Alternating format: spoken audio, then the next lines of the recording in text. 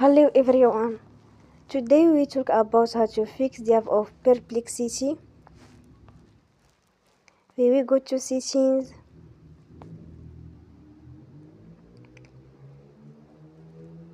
then we click on apps.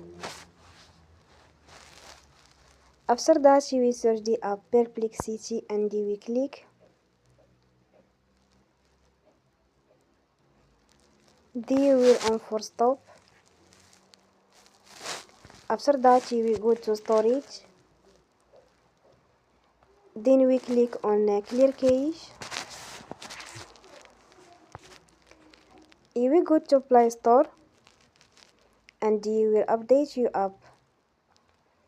Don't forget to support us by like and subscribe. See you next time and thank you for watching.